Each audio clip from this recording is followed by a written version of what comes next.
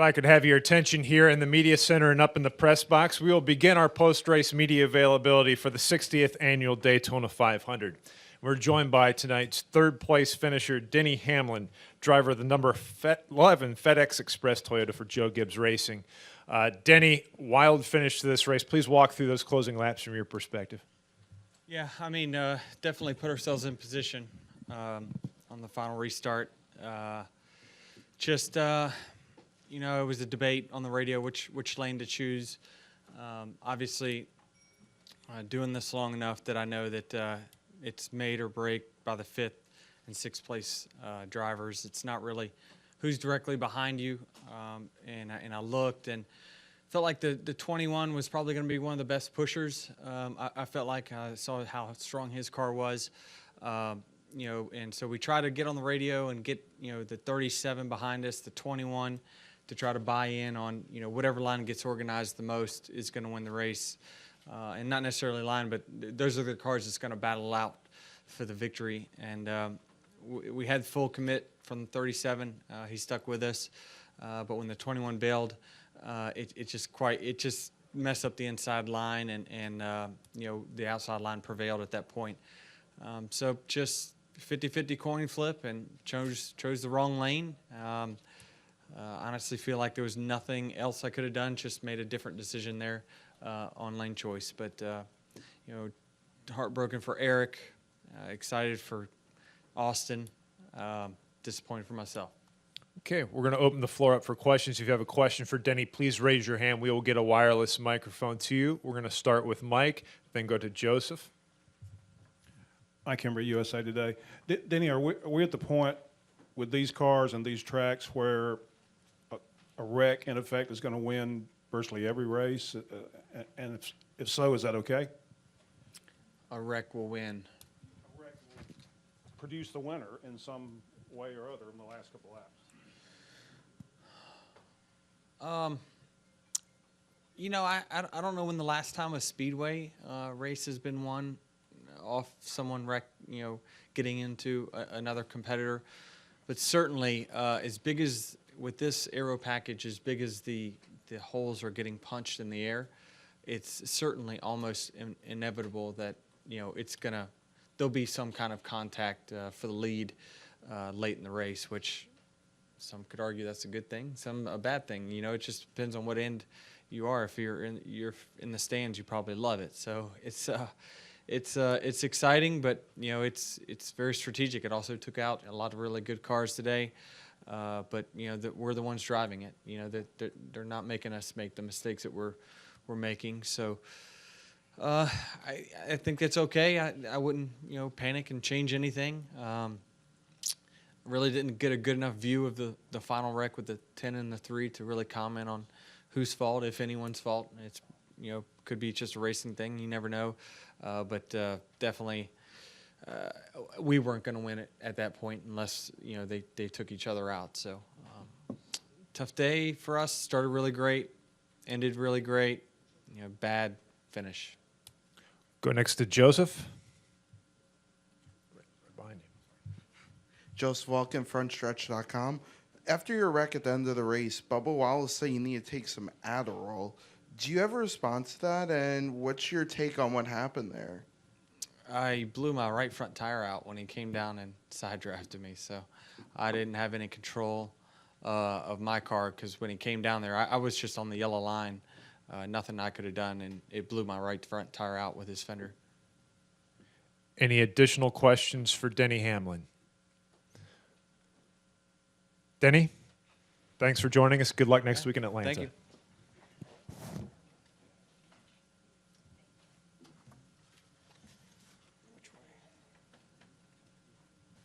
If I can have your attention in the media center and up in the press box, we are now joined by the runner-up for today's 60th annual Daytona 500 here at Daytona International Speedway.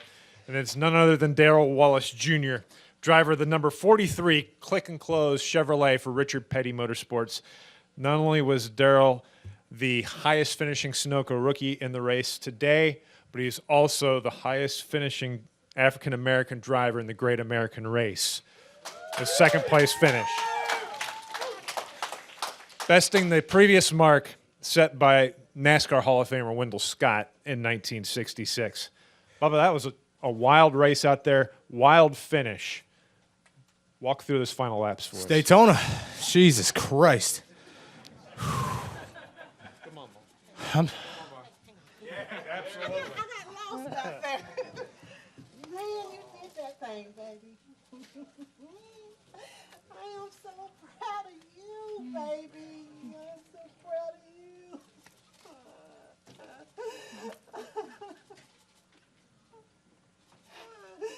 You have waited so long, baby. You act like we just won the race. Hey, we did. Hey, we did. We did win that race, baby. We did. I love you, and I'm so proud of you. Thank you, love you. God dang it, Mom. Where's my sister at? Brittany. Might as well get them all out of the way, right?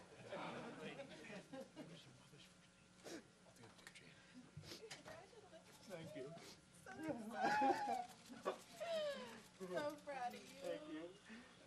Love you.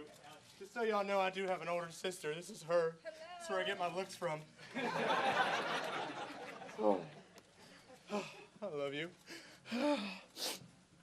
Oh, Jesus Christ, Mom. Come on now. I'm going to talk like this. All right, what were you saying? I'm sorry. I was going to say walk through the final laps, but forget the final laps. Walk through just the emotion of this moment for you right now.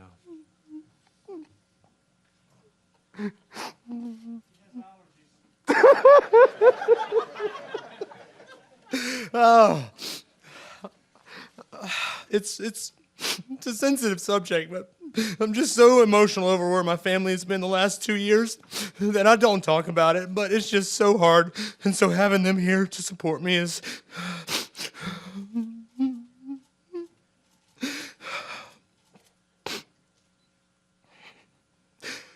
Pull it together, bud. Pull it together. You just finished second. It's awesome. I just try so hard to be successful at everything I do, and my family pushes me each and every day, and they might not even know it, but I just want to make them proud. And second is horrible, but it's still a good day. But yeah, I just love my family, and having everybody here, from my mom, my sister, my uncle, everybody here just means a lot. Next question. Get me off this subject. Walk through the final laps, please. Yeah. That's quite a finish. I said, uh-oh, for the green-white checkered. I didn't know if we'd end up, well, we still ended up in the infield care center, but, damn it. But just wild. I mean, it's Daytona, so you just gotta be relaxed for it the whole time. And just like the duels, I just found myself, looking back, like a third perspective again, just like, man, you're so calm. You're doing great. Just kind of pumping myself up, but at the same time, just trying to stay focused on the task at hand and not mess up. So we battled through a lot of adversity there, and just been able to run every lap. And I wish I could say bring the car home in one piece, but what a great car. What a great click and close Chevrolet Camaro ZL1. Just fast all day, fast all week, and I think there was a lot of talk in the garage of how good our car was at pushing, and I think that gave me a lot of respect out there to be able to do what I can do. So having everybody from Click and Close here, Richard Petty, that's another story I'll get to in a second, but just a great night. We're going to open the floor up for questions. If you have a question for Bubba, please raise your hand and get a wireless mic to you. We're going to start here with Holly, then go to Bob. Holly Kane, the NASCAR Wire Service. Congratulations. Thank you. I just wondered if you could talk. The King and Drew were very complimentary of you. This wasn't just an end of the race, he ended up top 5. You ran hard all day. You were up front all day. Could you talk about the effort of the entire race and really, earning this position? Yeah, no, it's thanks to the King and Brian Moffitt, Andrew Murstein for giving me this opportunity and believing in me those 4 races last year. I just went out and tried not to be a hero like the King told me right before climbing in, And I didn't try to be a hero tonight. And we're sitting here second, being able to talk to you guys about a great finish for my first Daytona 500. So, the chemistry we have with the team is it's incredible. Drew and I just hit it off. Like when I walked into the garage at Pocono last year, it was like, boom, there it is. We have it. And, before we even said anything, we knew it was something there. So we're able to build off that. And, he's really good at managing races and calling races. And when I mess up, like sliding through the box there, he just repeats it over and over that we're fine. Just settle in, refocus, and just go out there and do what you do, and don't do it again, obviously. But just the team we have behind us right now is so much fun, and knowing that we're a smaller budget team. We have a lot of poise and a lot of attitude, and just a lot of stuff to fight for this year. So I'm really looking forward to Atlanta. Don't know what the hell we'll have there because it's all new for us. So I know this will carry over to Atlanta and be good. We're going to go to Bob, then to Dan, then to Brendan, then to Kelly. Bob Pockris, ESPN. How taxing has this whole week been on you with all the cameras and all the the Facebook deal and all that? And then also, can you talk about getting the call from Hank Aaron before the race? Yeah. Where's Griffin at? Where's my camera crew at? There he is. Griffin, him and I have almost come to blows over this Facebook deal. Not really, but it's just we both know how stressful it is, and we're both just trying to do our jobs, and it's been very taxing on that. And Griffin, I'm not doing another interview after this, so this is all you're getting. The race went great. We ran 500 miles at Daytona. My first Daytona 500, we finished second. Got it. Put that in there. We're done. Yeah. His favorite question is, what do we do today? But just an incredible moment, to be in that position. It takes me back to a week ago when Dale called me, right? As soon as I landed here, he says, hey, the next 3 or 4 weeks are going to be busy for you. And I'm like, yeah, no kidding.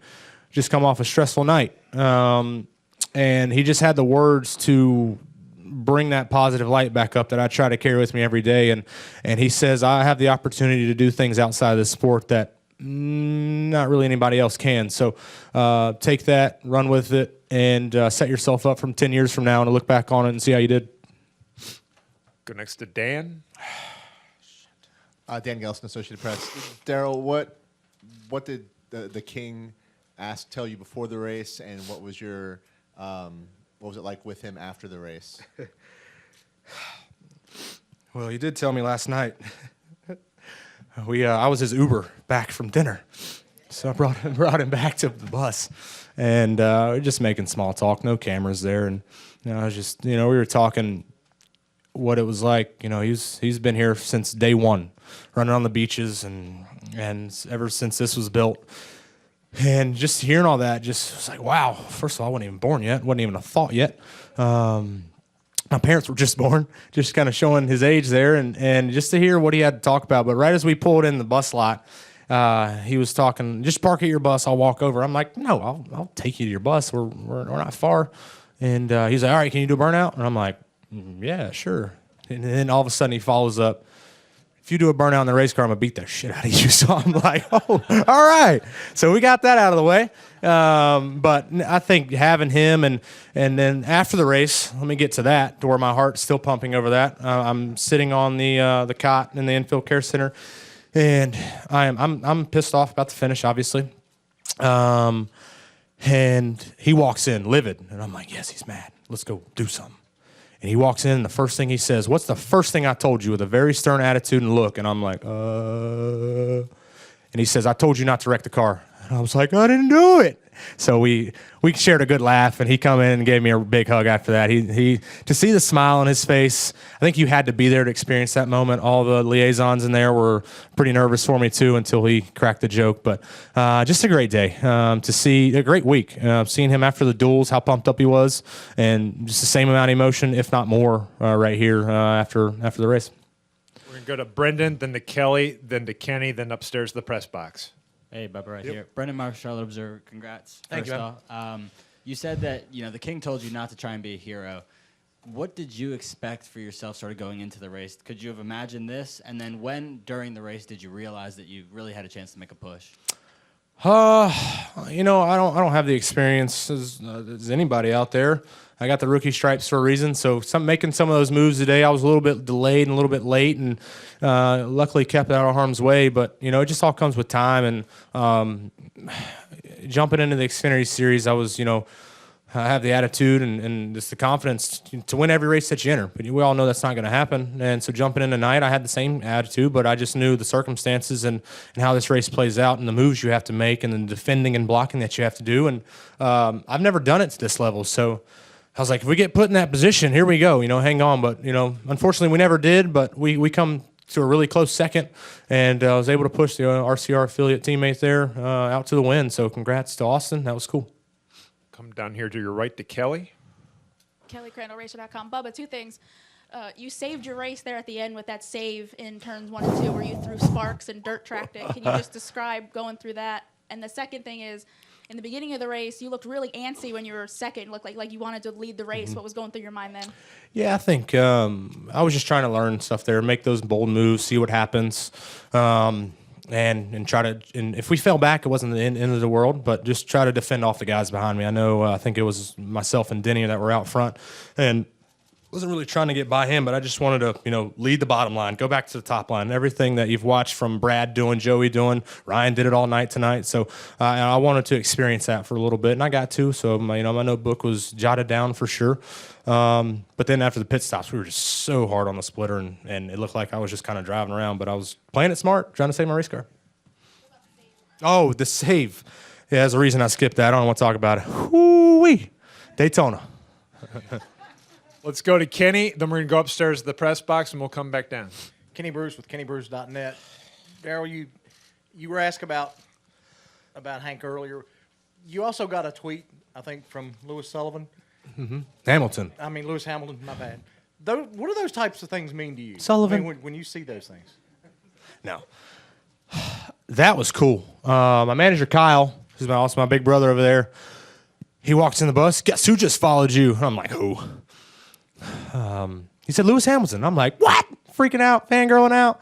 That's cool. I look up to him. He does so many great things in the F1 world. So he's just a genuine badass in what he does. So that was cool. And then he sent out a tweet, and I got weak at the knees. Luckily, I was sitting down when I was replying to him. I think I was taking a golf cart ride out to an appearance, and I replied back. So really cool and really special. For Hank Aaron to also call right there before was really special. And just knowing that people are tuning in and hopefully noticing the new face and the new change that's coming in NASCAR, and they get behind it and support it. So just exciting. We're going to head upstairs to the press box. Bubba, congratulations. Denny claims that he got a flat tire at the start-finish line at the checkered flag. Do you buy that?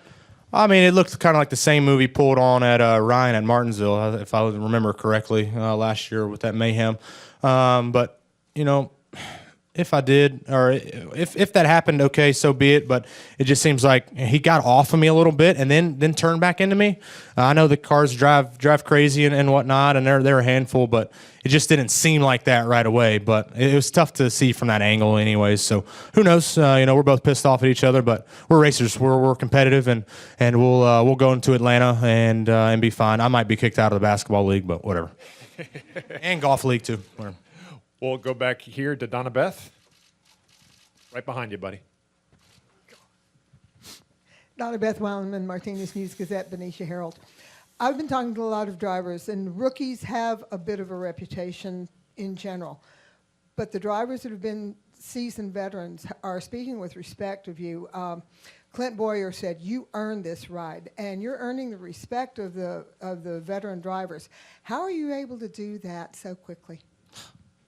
I don't know. Thanks, Clint. I've always kind of tested his waters, and it's like, hey, Clint, oh, okay, no, all right. Hey, Clint, okay. Thanks, Clint. I don't know. I just be myself and try not to be a jackass out on the track. And just try to, from running trucks and Xfinity, it was always, hold a steady line. That's how you're going to gain respect. And I think all throughout practice and the duels, just having the right guys behind me, working with Newman a lot this weekend. I think, he was a big fan. I don't know if he'll ever admit it, but yeah, it's just trying to run my own race and not cause any havoc out there. If you run a good, clean race, run all the laps, then I think you'll get a lot of respect. And I think our cars, the way my guys built our car, we were a really good push car. We got behind there a little bit. And I'm like, man, we're not really going anywhere, but I can just run over these guys, and we're really making some ground up a little bit. But that's just hats off to the guys back at the shop and everybody on this 43 Chevrolet Click and Close Camaro ZL1. Yeah. So that's it. Well done. Let's go back up to the press box. Lee Spencer, Motorsport.com. Were you at a point there right at the white flag where you thought you might be sniffing a win, or did Austin just have too much of a lead at that point? I've watched a couple of these races, and I got down to 10 to go, and I said, all right, we still got about 2 hours left here. I'm all good in here, so I'm not thinking about it. And even on the white flag, we still got 2.5 miles to go. With Logano breathing down my neck, knowing that he likes to just dart out and everybody's going to go with him. So I'm just trying to keep him in my mirror. So I think I was, full of thinking about that and not really thinking about, winning the race, knowing that we still had to get through 1 and 2, 3 and 4, and, almost got caught up there on the backstretch. But, still, anyways, it's a good day. Just to come home second, just come home with a finish here at Daytona. A lot of cars wrecked out early, and we were able to capitalize on that. So it really means a lot to be able to just run all the laps, have a good, clean race, and earn the respect of your peers. And how are you feeling? I know you were kind of a little puny, like Wednesday. Puny? Well, it's one way to describe it. You weren't feeling well earlier in the week. You feeling better now? Yeah, I'm feeling good. I'm all right. I'm a little emotional right now, but all good. Thank you. We're going to go next to Dinah, then to Holly, then to Jim, then to Mike. Dinah Pulver with the Daytona Beach News Journal. We've seen your colorful personality, but tonight we've seen a lot of emotion. Are you always this emotional, or did you expect to be this emotional after this good finish?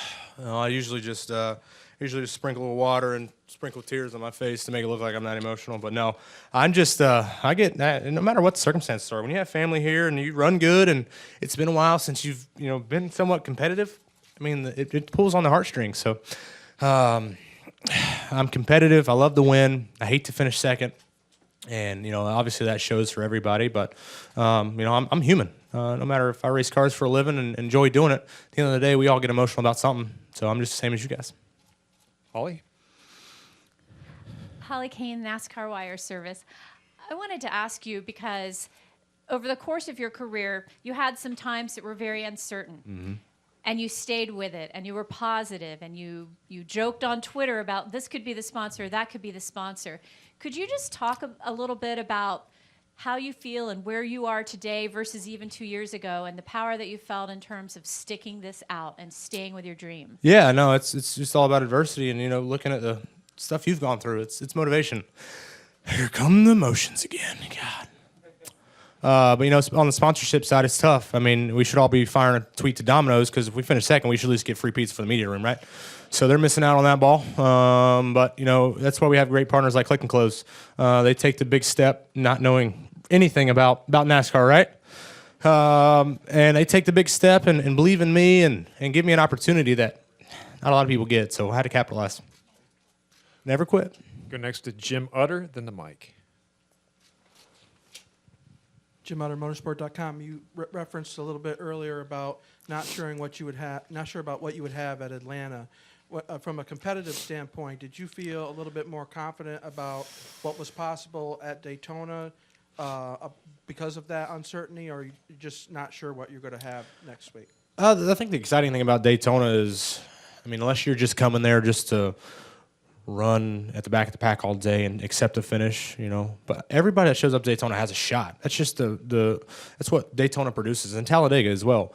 It doesn't matter who you are, a very low budget team or a top dollar team. Everybody has a shot to win. So, that's why we always say when we go to Atlanta, that's when we really see what who's playing what cards. So, just from everything that's been going on in the offseason, switching over to Chevrolet, the alliance with RCR, they were rebuilding their stages there at the end of the year for their program. So we're heading in there like we're gonna win that race. But at the same time, we also know we have a lot of things to check off the list. We're going to go to Mike, and then we're going to wrap up with Peter. Mike Nutt from frontstretch.com. Every driver thinks they should be in the Cup Series. If they don't, they probably shouldn't be driving a race car. But at this moment for you, was it when you signed your contract? Was it when you rolled in here this week? Or was it when you took the checker today that you finally have that belief in yourself that, yes, you are officially a Cup Series driver full-time? I think the Vegas test, really, we get to test again. That's nice. I think going there, it's like, okay, we're able to do all these things, 2-day test here, get familiar with the cars, and get to experience these cars and how fast they are. You know, we're faster at Vegas than we are here. It's incredible. And just getting to experience that, and then coming down here just kind of put the icing on the cake. You know, being on this side of the garage, knowing my haulers over here, and getting to see how the fans interact with the windows, which I think is great. Not just walking through and, hey, what's up, waving everybody at the top because I'm going to cheer on, ex-teammates or whatever they are. It's my garage, it's all my guys. It's our team, and I think that's special. So I'm enjoying it all. Just taking it day by day. Peter? Hey, Bubba. Peter Karasotis, New York Times. Exactly what did Hank Aaron say to you, and how surprised were you to hear from him? Yeah, he just said, hey, good luck, and just have a good race today, and that was it. He knew that we were pressed for time, and it was 5 seconds, and that's all he said. And that was really cool. And so when Merstein come up to me and say, hey, Hank Aaron's on the line, I'm like, what? That's awesome. So I was pretty excited about that. Drew, what up, dog? How about that? Oh, thank you. Appreciate it. Good job, brother. Yeah, absolutely. Okay. Well, Bubba, congratulations on the finish today. Good luck next week in Atlanta, and good luck for the remainder of the Thank you, guys. season. Appreciate it.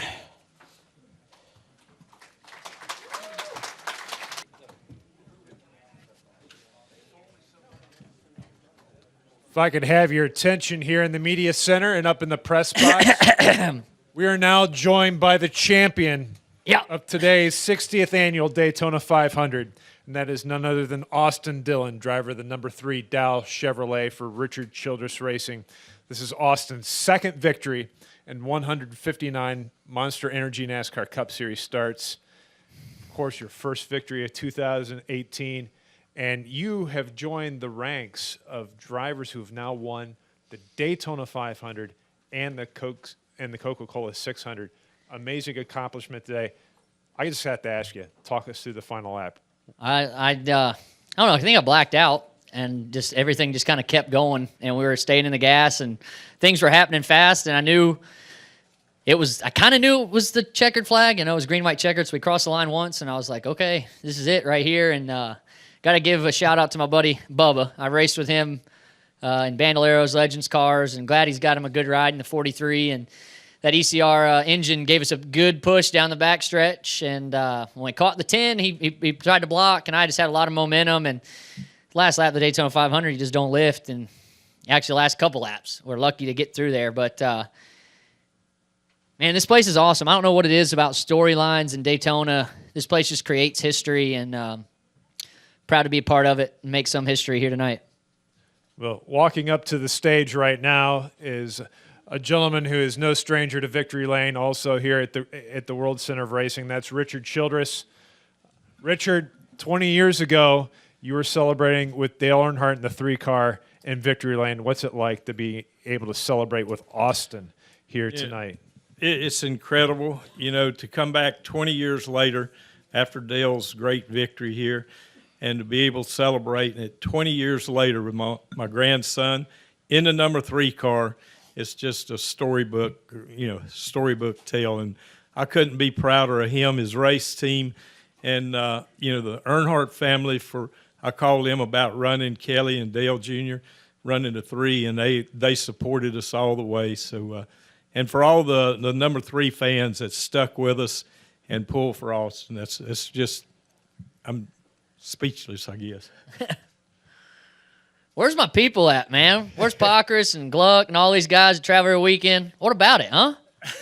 Austin? While we wait for Justin to get on stage, we'll go to Jeff Gluck for a question. Jeff I think Gluck I talked to Jeff the other day, didn't I? Where's he Jeff at? Gluck from jeffgluck.com over here. Hi. So Austin, Eric Almirola said he's not mad at you because he understood what was going on there, that he threw a block and you were both trying to win the 500. But people are mad online about what you about the move. Can you explain what options you had aside from doing that, if there were any other options? I guess I could have lifted it and gave it to him. I guess that was my other option. Give up a Daytona 500 ring that I'm wearing. I don't know. I'm glad he's not mad. If he needs to do it to me at Talladega for everybody to feel good, I got a Daytona 500 championship trophy ring, whatever. I don't care. I got the 3 back in victory lane at Daytona. It feels pretty good. And we are also joined by crew chief Justin Alexander. Justin, congratulations on your win in the Great American Race. How nervous were you on that final lap? Man, it was like slow motion, really. Austin did everything he needed to do. He stayed in the outside lane. He side drafted when he needed to. 43 helped us out there, and to win these races, you got to put yourself in position to be there at the right time. He did it. Austin did what it took, and I don't know. It was crazy. It was kind of surreal. Still surreal. Okay, we're going to continue with questions. We're going to go to Jenna, then to George. Jennifer, AP, congratulations. Thank you. It's for Richard, though. I want to ask him. Dale Jr. was in here this morning, and he was asked about his thoughts on Daytona. And he said that he had to make peace with this place a long time ago. He had to decide if he was going to love it or hate it. I'm wondering what you think of this place. And, with all the history you have, and now you're making new history with your grandson, what do you think of this place? Daytona's been a special place for me. In 1965, I came down here and slept in a tent over here off of Nova Road, and I fell in love with it. And I remember making my first laps myself here in 1969, and went around the top of the track, and I went and called my wife. I said, I just drove around where the Daytona 500 is against the wall. And it's just special, and then so many great memories, and then the sad memory of losing Dale in 2001. We were ready to get out of the sport at that point, and I thought of a story that Dale and I talked about on a mountain over in New Mexico one day, and I know I did what he wanted us to do and to be here, and I know he's smiling down tonight on this number 3 win and victory. It's just a special place. We're going to go next to George, then to Bob, then to Mike. Congratulations, Austin, right here in front of you, George Diaz. Do you have, of the Orlando Sentinel, do you have any memories of 20 years ago? I guess you were, 7, and Victory Lane, and you're just a kid, I'm assuming, just enjoying the moment. I was just having fun collecting hats and crawling on the trophy. Pretty cool to look back. We have an office in the museum kind of tucked away, and the senior 98 car is sitting right there, and the wind constantly plays right there. And I walk by it all the time, and you see him win and win and win. And last night after the Xfinity race, it was on Fox, and my grandfather said, I always like watching that 98 win. He came by, we were going to dinner, and he said, if you win tomorrow night, you need to slide through the grass like that. And I was like, all right. So I remembered it halfway down the backstretch and slid through the grass, had fun, and it's pretty awesome. Go next to Bob, then to Mike, then to Brendan, then to Jonathan. Bob Pockris, ESPN. How close do you come to wrecking yourself on that last lap? I don't even remember, Bob. I just remember knowing that I wasn't going to lift is the biggest thing, and it just happened and worked out, and we won the race. For me, I remember catching the wheel after it hit him and just kind of wiggling a little bit, but heck, I really kind of didn't. I just thought we were going to race back, and they were going to have a shot at catching me. So I was looking in the mirror the whole time back. Houston didn't say that it was the checkered flag. He never does. He's always a lap or two off. Because he thought it was the one that goes still. We can't. Yeah, we usually don't count really well together. I ask him about every race how many laps to go, and he gives me the wrong number. And it's kind of a running joke against our team about our math skills. But yeah, I don't know, man. I had such a run, and I had to use it, And if I lift right there, I get run over out the back too. It's part of this place. I've been run over. I've been in a catch fence and not mad after the race because it's just part of it, man. Your eyes roll back in your head and you say, don't lift. And you just go. It's like everybody does it. And it's part of it. And you just hope you're the one that comes out on the good part of it. And sometimes you don't. I hate that. But because last night I got wrecked when Eric in the 42 wrecked against the wall and it took me out in the Xfinity race. It's a part of it, man. This is crazy racing. That's why people love to show up for it because you never know who's going to win, and you just got to stick it in there and hope it works out.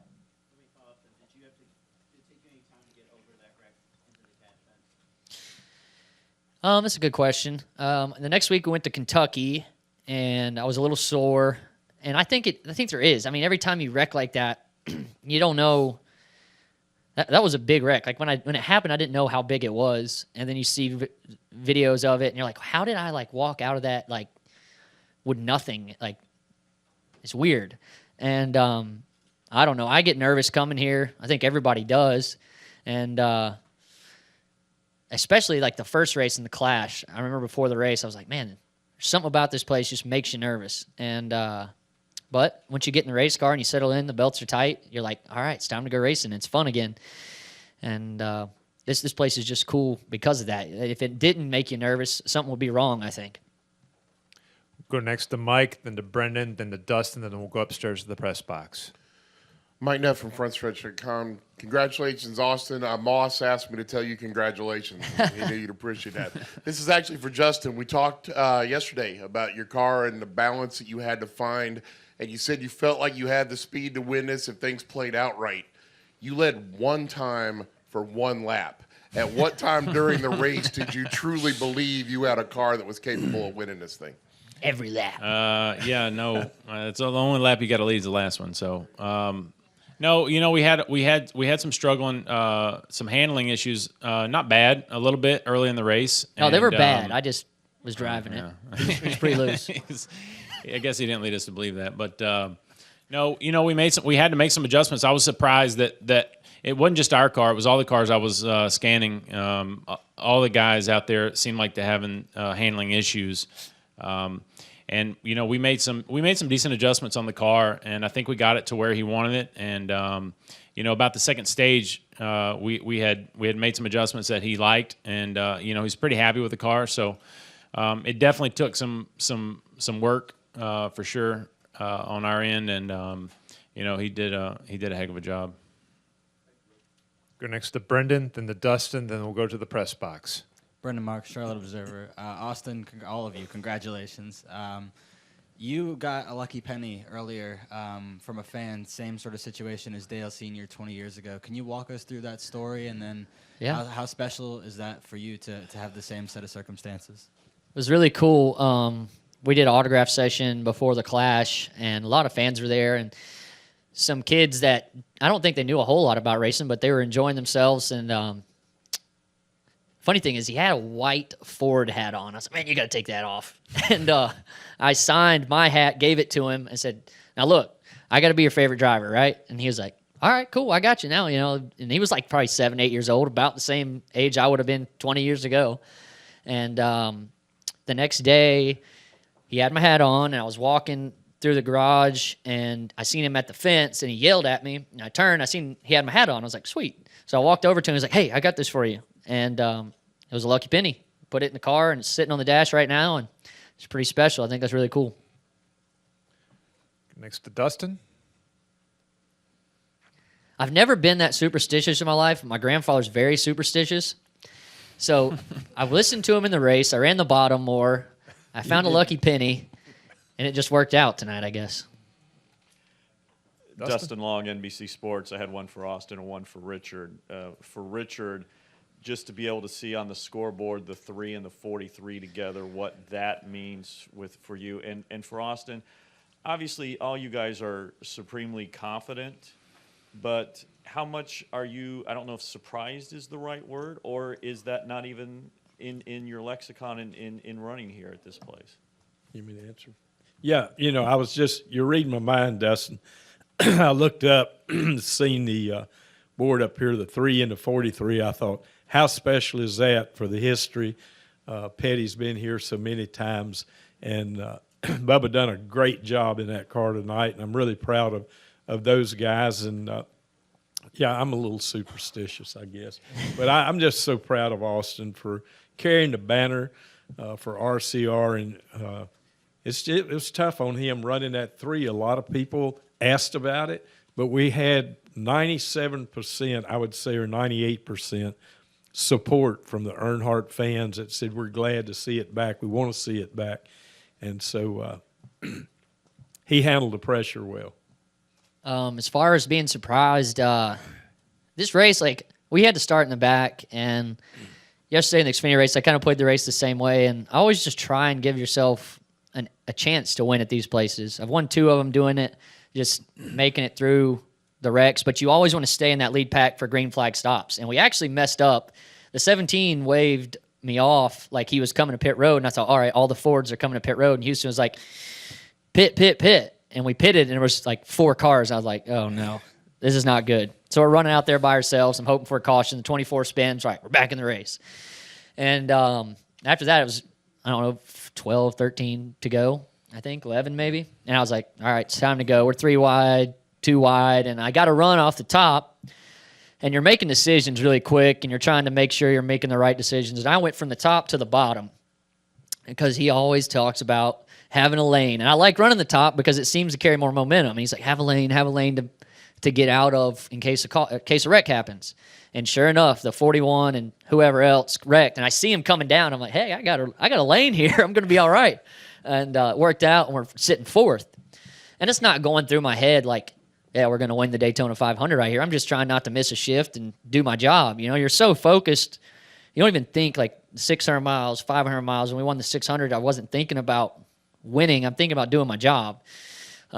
We go through the gears. Everything's fine. The 43's on my back bumper.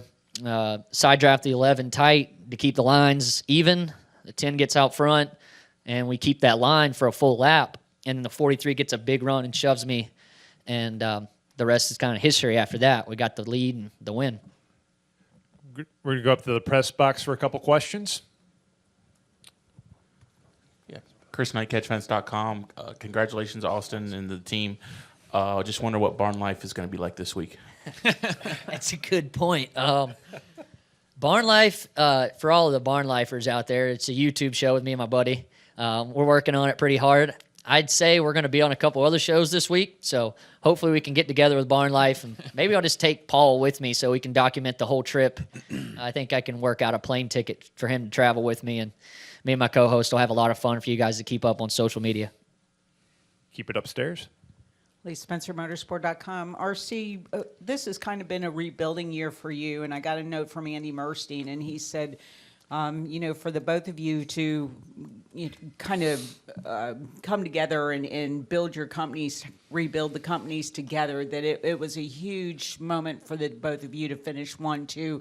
What does it do to help bring in, I mean, you have tons of technical alliances, but what does it mean to bring in, someone of their nature into the fold?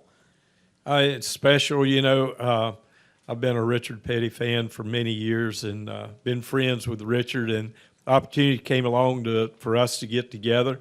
But, I knew we had to do something different at RCR, and I brought Andy Petrie in.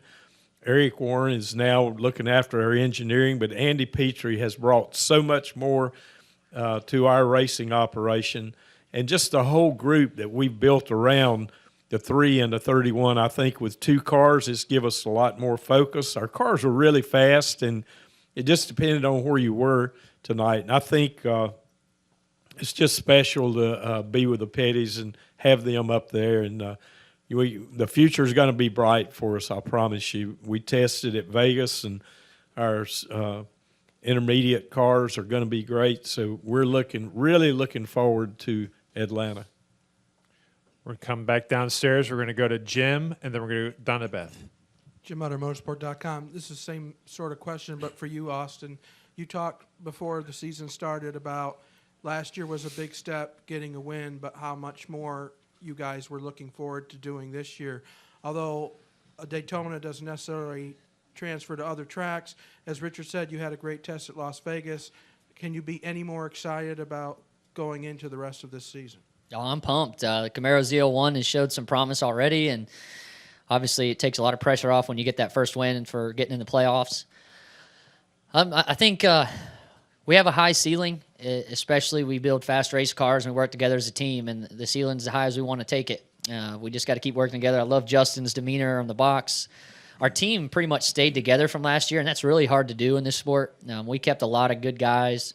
Only guys that left were guys that wanted to leave. You know what I mean? They went to another team, and it feels good to get my guys that stayed wins. But my mechanics, my engineers, they all stayed. Every one of them, tire guy all the way up to crew chief, they stayed. We lost like a tire changer and a carrier.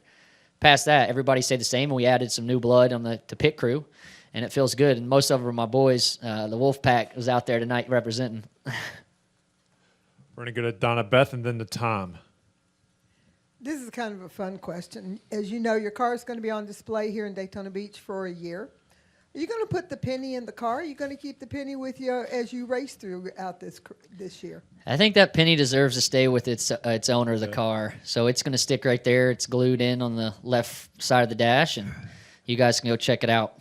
I'd like to find that kid, though. Maybe I could, if somebody knows him, if he could get him to the track tomorrow, that'd be really cool. Go next to Tom. Tom, raise your hand, buddy. Hey, this question is for Austin. Tom Bowles, front stretch. Austin, you talked about how you lost the lead draft there late in the race. How hard is it to keep your mind in it? And were you just sitting there in the final few laps going, how in the heck do I have a chance to win this thing? After being half a lap behind and, looking like you're going to finish like 15th. The fight is never over. You keep on trucking, and I think we're running 13th, and I was like, our car's the cleanest car here. If we get a caution, we're going to be sitting really good. We had no scratches on it. I didn't get a scratch on it all day, and so the caution came out. The good Lord's looked after us, and we're here. Any additional questions for our champions? Let's go to Mike, then to Bob, and then to Dustin. Mike Hembree, USA Today. 2 for Richard. When you decided about bringing the 3 back, was there any hesitation about putting Austin in the car, putting your grandson under that potential umbrella of continual observance from everybody, wondering how he's going to do and so forth? Was that a tough decision or not?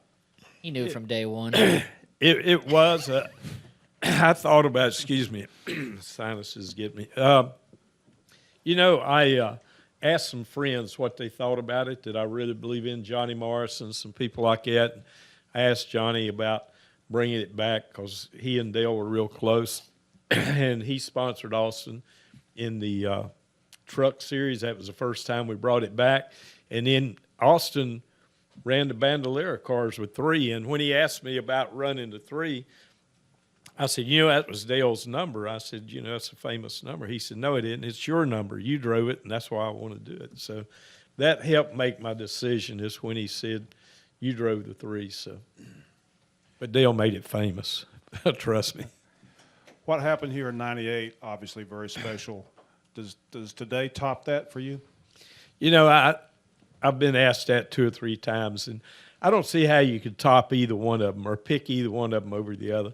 The most special part about this is my grandson. And 20 years later, we win the Daytona 500. Dale winning that, I know how special the Daytona 500 was for his resume. I was so happy for him to win that Daytona 500 because I knew how much it meant to him. And tonight, for Austin to come back, my own grandson, 20 years later, and win the Daytona 500, that's a special one. So both of them are special, but nothing's thicker than blood. Right. I will say, growing up as my the grandson, you always look up to people, and the relationship that him and Dale Earnhardt had was a friendship that you don't find every day. I mean, it's one of those friendships, the best friend that you trust and you love, and I could tell how much, as I grew older, their friendship meant, and still wears on him because he misses him. And I'll never be able to recreate any of that, but to be able to go to victory lane for him because he's given me everything I could ask for in my career. Everybody knows that. I'm here because of him. But to be able to deliver a trophy back to him feels pretty darn good. We'll go to Bob, then to Dustin, then to Steven, then up to the press box. Bob Pockris, ESPN. Austin, how has your confidence been over the last maybe year and a half, and what do you think this does kind of for your career and maybe how people look at you? Well, when I met my smoking hot wife, my confidence level grew, and it's still growing. So, but NASCAR is so hard, and I've got a great family that you go through ups and downs, and I've fought with my grandfather, I've fought with my dad about my driving or how we're doing on the race cars and people and in general, and it's just it's good to have a family that cares and fights together with you. But confidence is, I try not to let it waver you, but it does at times. It happens, and you just learn to deal with the ups and downs. And luckily, I've had great people behind us like Dow and other sponsors that have kept pushing us along and stayed behind us through all of it. And, I've struggled. I mean, when I came from the Xfinity Series, you win races, you win championship, you win the same thing in the trucks, and you get to the Cup Series, and you're like, holy crap, these guys are good. And it takes time. I see Max Pappas back there in the back of the room, my buddy there. He worked with me for a long time and went through all of that. And it's I knew I could do it. I feel like I can do it. You never lose the doubt that you can't drive a race car. And when you do, you don't need to be doing it. You need to be doing something else. And I know it's there. And the support of all our guys and getting the right people around you. When I got Justin around me, my confidence level went back up. He trusted me. He lets me make calls, and he sends them back to me when they need to be sent back to me. He calls me out too. So his demeanor fits, and when all the pieces of the puzzle get together and it works out, you do great things. Dale Earnhardt had a lot of crew chiefs. He went throughout and switched and did different things, and different combinations worked. And I think we found a great combination at RCR right now. Next to Dustin, then to Steven, then up to the press box, and then back down to Jenna. Dustin Long, NBC Sports. A couple questions for Austin. What was last night? What was this morning like? Getting ready for the race. Obviously, as you say, there's always that confidence. Not like you expect to win the race, but what is it like, or what's the anxiety like, if at all, or is it at this point? And secondly, on that last restart, Hamlin was up there. Obviously has the most experience. Were you most concerned about him? And can you kind of talk about him in that last restart and how that played? Yeah, sure. So last night I went to dinner with our partners at Dow, and I had a chicken parmesan. It was really good. I went back to the bus. Actually, I had some ice cream too. Forgot about that. Had some ice cream. Went back to the bus.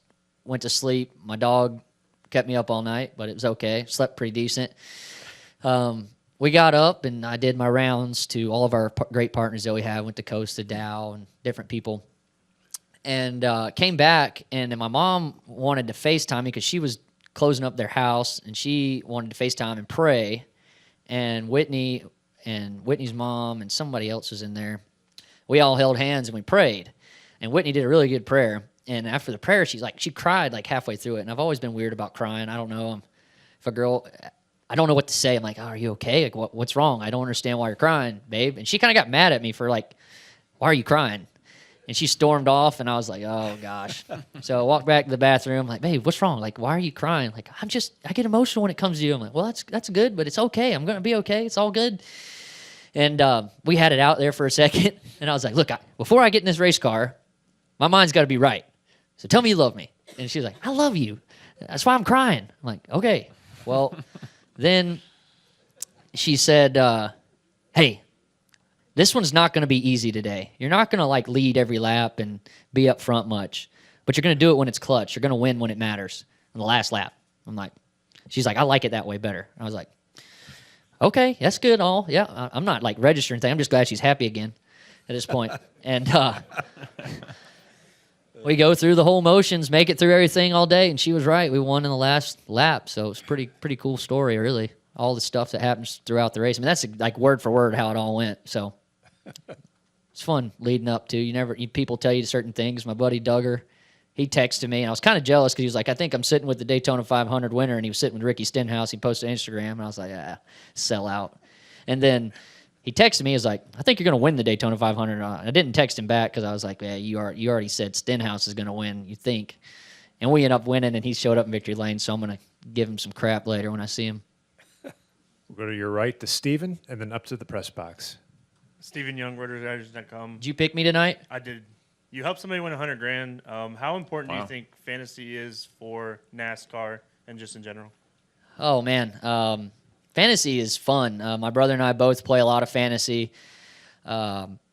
It's really key. I think other fans that are wanting to get into NASCAR and learn more about it, there's a lot of cool things that we can keep adding to fantasy as far as pit stops go and intervals. There's a lot of things that we could start taking and add into fantasy and make it more in depth than football when it comes to that. And so I'm excited for the future of fantasy and NASCAR and hope that more of it happens. And it's awesome. Actually, you know what's cool? The NASCAR deal, the girl came in there in the commercial and she was like, I picked every driver, and it was like Chase Elliott, Blaney, blah, blah, blah, Suarez.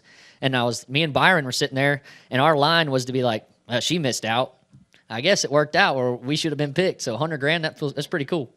Let's head upstairs to the press box.